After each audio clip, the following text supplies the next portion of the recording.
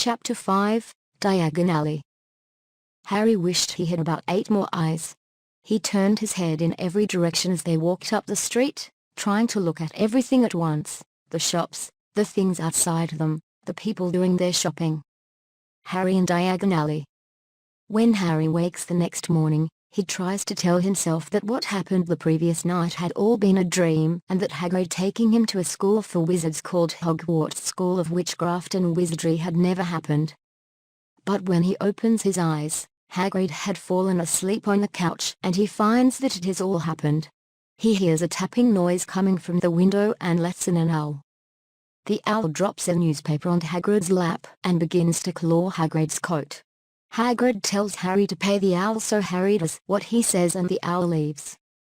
Hagrid tells him they have to go and buy his things, but Harry worries because he hasn't got any money. Hagrid tells him his parents didn't leave him without money and that their first stop is Gringotts, the wizard's bank.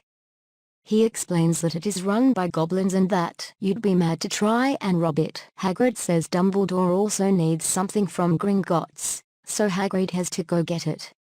They step outside the hut and step into their boat. Hagrid uses a bit of magic to speed things up for them. Hagrid says there are enchantments guarding the vaults in Gringotts.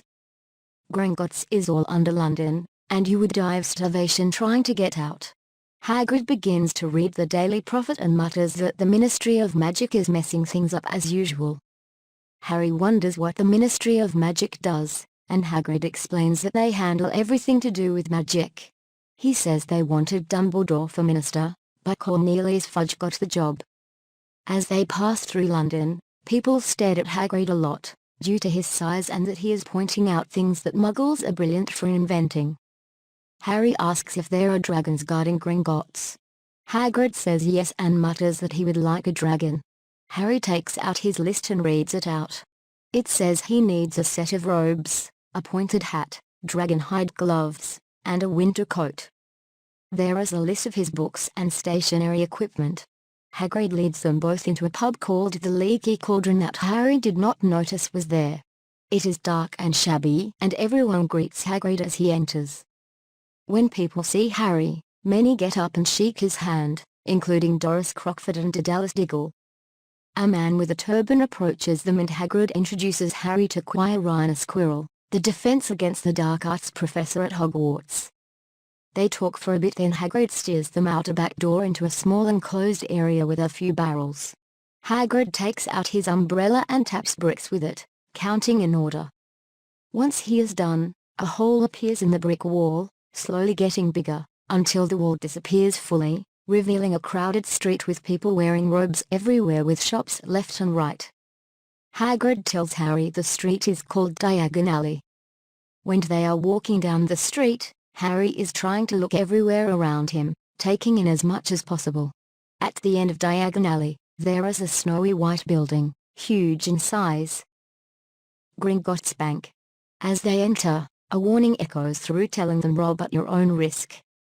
Harry and Hagrid go up to a goblin and explain they need to take some money out of Harry's vault. The goblin asks for Harry's key and Hagrid presents it, after sorting through many other keys. The goblin calls upon another goblin named Griphook to take them down to the vault. Hagrid also states they need to be taken down to remove the you-know-what in Vault 713. Griphook takes them to Harry's vault, where there is a large amount of money piled up there that Harry owns. There are bronze nuts, silver sickles, and gold galleons. Harry and Hagrid take a bit of the money for Harry's list, then leave Gringotts.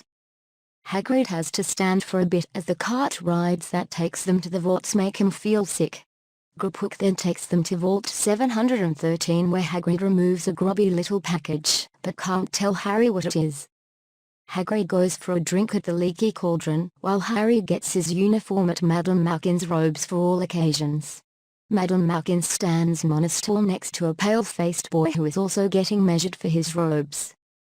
The boy starts to talk Quidditch, including his plan to smuggle and his broomstick, and houses called Slytherin and Hufflepuff. When the boy learns that Harry is there with Hagrid, he asks him what happened to his parents. He is unsympathetic about their deaths and only expresses relief that they were both wizards because the other kind shouldn't be allowed in. When Harry leaves, he asks Hagrid about what the boy said, and Hagrid explains that there are 4 houses at Hogwarts, Quidditch is a game played on brooms, and that blood status doesn't matter. They continue shopping until all Harry needs his wand and a birthday present. In Ollivander's, the wand shop, Mr. Ollivander puts Harry off with his creepy demeanor while discussing the wands purchased by Hagrid, Harry's parents, and Voldemort. Ollivander touches Harry's scar and apologizes for the fact that he sold the wand that caused it. Ollivander gives Harry a wand and tells him to give it a wave. Harry did so, but it isn't suitable for him, so Ollivander takes it back. Harry tries many wands, but none of them seem to work well enough for him. Eventually, he picks up a wand and he feels warmth in his fingers. Ollivander states that it is very curious that Harry should be destined for that wand when its brother gave Harry his scar. Hagrid takes Harry to get something to eat in the Muggle world, but Harry is worried that he isn't going to fit in at Hogwarts as everyone expects great things from him. For Harry's birthday, Hagrid buys Harry a snowy owl named Hedwig. Hagrid provides Harry with a train ticket, giving him the date, time, and location to catch the Hogwarts Express, and tells Harry that if he ever needs anything, he is to write a letter, and Hedwig will know where to find him. Harry catches a train back to the Dursleys.